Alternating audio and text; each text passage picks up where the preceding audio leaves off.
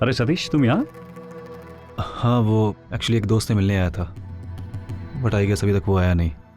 ओह, अब देखो ना, मेरी भी यहाँ एक मीटिंग है, मेरे कुछ क्लाइंट्स आने वाले हैं, और तुम मेरी आदत तो जानते हो, हर जगह समय से पहले पहुँच जाता हूँ। आज भी 15 मिनट पहले आ गया।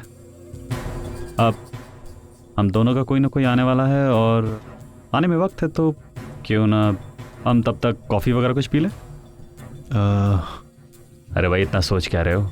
एक कॉफ़ी मतलब 10 minute. Sit. Excuse me, can I have 2 coffee please? Thank you. और बताओ सतीश, घर पे सब कुछ कैसा चल रहा है? कुछ तनाव वगैरह कम हुआ? सतीश, मैं जानता हूं तुम मेरी बातों पे बिलीव नहीं करते, कहीं ना कहीं तुम सही भी हो। वर्षा तुम्हारी पत्नी है, तुम उससे इतना प्यार करते हो, और एक पति होने के नाते ये तुम्हारा फर्ज है कि तुम उसके साथ खड़े रहो। सतीश, मैं तुम्हें अपनी सच्चाई कभी साबित करने की कोशिश भी नहीं करूंगा, लेकिन हाँ, इतना जरूर चाहता हूं कि इन बातों को लेकर तुम्हारे और उर्मिला के बीच। Thank you. लो कॉफी लो। पिछले 10 साल से तुमको और उर्मिला को देख रहा हूं, तुम दोनों भाई बहनों में कितना प्यार है। अगर तुम्हारे और उर्मिला के रिश्ते में कोई भी दरार आए या ये रिश्ता टूटे, तो मुझे सबसे ज्यादा तकलीफ होगी। इसलिए इस रिश्ते को बचा लो सतीश।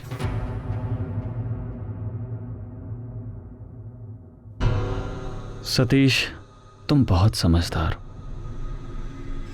किसी एक रिश्ते को बचाने के लिए दूसरे रिश्ते की बलि देना अच्छा नहीं होता, ये बात तुम अच्छे से समझते हो। प्लीज डोंट मिसअंडरस्टैंड मी कि तुम मेरी बातों पे यकीन करके वर्षा को छोड़ दो। नो, लेकिन ये जो मैं ना कभी ताई से दूर था, ना कभी होऊंगा। हाँ ठीक है, कुछ गलतफहमियां हैं जिनकी वजह से आज हमारे बीच में दूरियां हैं, पर समय रहते वो भी खत्म हो जाएंगी, फिर सब कुछ ठीक होगा। अच्छा, एक बात आप बताइएगा, आपने वर्षा पर आरोप लगाया, आप अपने दिल पर हाथ रखकर कहिए कि क्या वो सच है?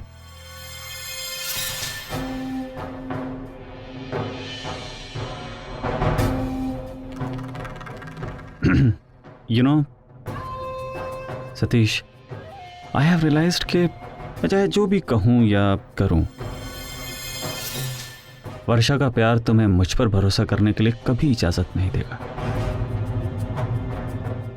लेकिन एक बात जरूर कहूंगा, जिसे तुम सच मान रहे हो वो असलियत में सच से कहीं अलग है।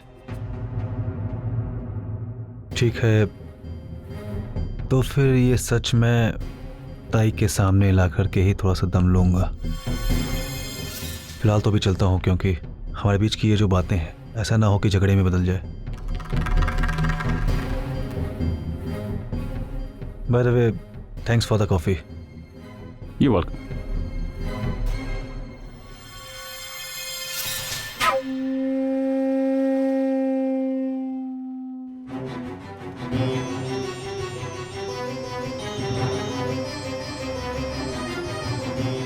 ये रश्मि कहाँ रह गई? अब तक आई क्यों नहीं? मुझे यहां पर बुला करके खुद गायब है। कहीं ऐसा तो नहीं कि उसने मुझसे, पर लेकिन जीजू तो यहां पर है, इसका मतलब उसकी बात हुई होगी उनसे, फिर वो कहाँ गायब है?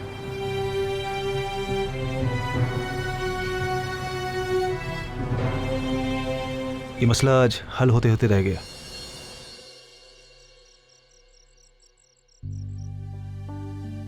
अरे तुम आ गए। ला।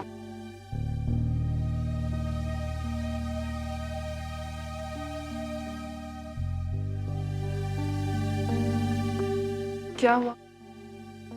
आज ऑफिस में फिर से कुछ? अच्छा, मैं कल से तुम्हें कुछ बताना चाह रहा था, लेकिन मैं इंतजार में था कुछ ठोस सबूतों के, जो मुझे मिला नहीं। कैसा सबूत? मैं कल रश्मि से मिला, रश्मि? उसने मुझे बताया। जिस प्रमोशन और इंक्रीमेंट के लालच में आकर मैंने ये सब किया, उसमें से मुझे कुछ नहीं मिला।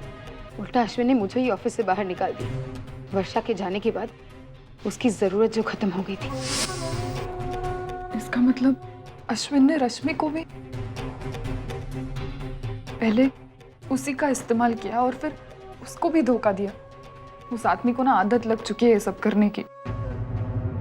तुम्हें पता है,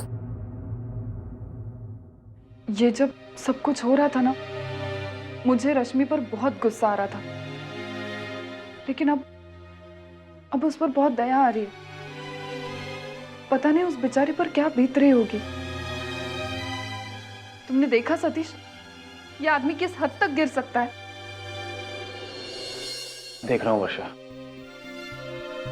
लेकिन मुझे चिंता इस बात की हो रही है कि रश्मि ने मुझे होटल में मिलने के लिए बुलाया, वो खुद क्यों नहीं आई?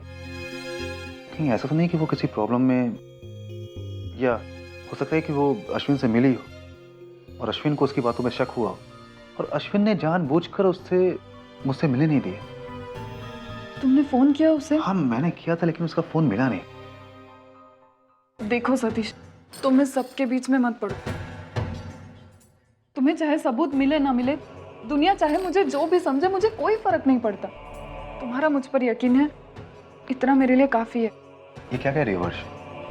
तुम्हारा अन्याय के खिलाफ लड़ने का जज्बा देख करके मुझे ताकत मिली, इसलिए मैं इस लड़ाई में तुम्हारे साथ लड़ रहा हूँ और अब तुम मुझे कदम पीछे हटाने के लिए बोल रही हो।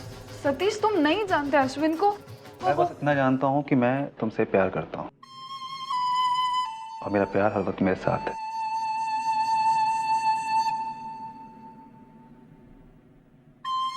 अच्छा, तुमने आई को फोन किया था या उनका कोई फोन आया?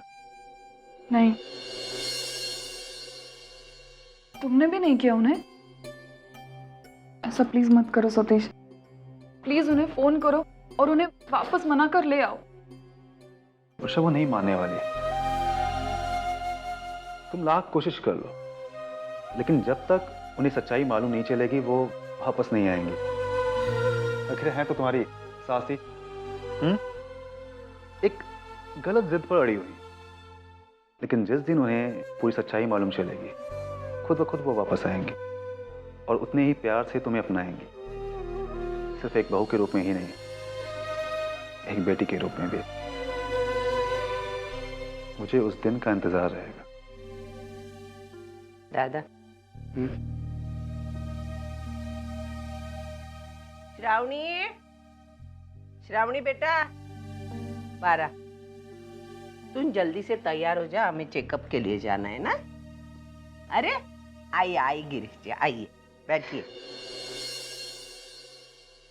पापा कैसे हो आप? मैं बहुत अच्छा हूँ। मेरी बच्ची कैसी है? ठीक। अच्छा, ये ले रहा। आइए ना गिरीश जी, बैठिए।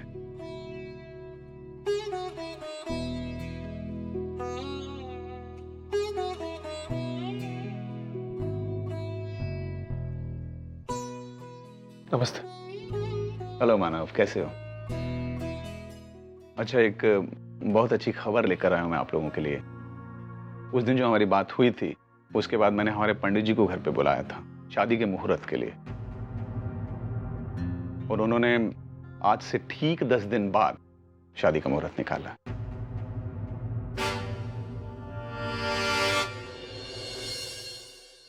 मानव, तुम क्या कहते हो? सब सही समझे। बस एक विनती है आपसे, वो ये शादी जितने सीधे साधे ढंग से हो उतना अच्छा।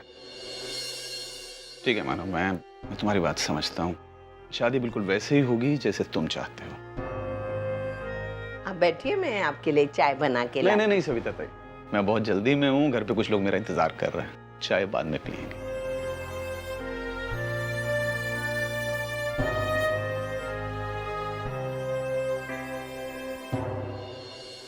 श्रावणी, चल जल्दी, क्लिनिक में गर्दी हो जाएगी, आने में देरी हो जाएगी। और देखो मैंने खाना बना के रखा है, खा लेना। महारानी की याद में भूखे मत सोना। हा? अरे बाबा, चल चल चल, जल्दी चल। मानो, मैं भी केमिस्ट के दुकान में जाके आता हूँ, कुछ दवाइयाँ रह गई हैं।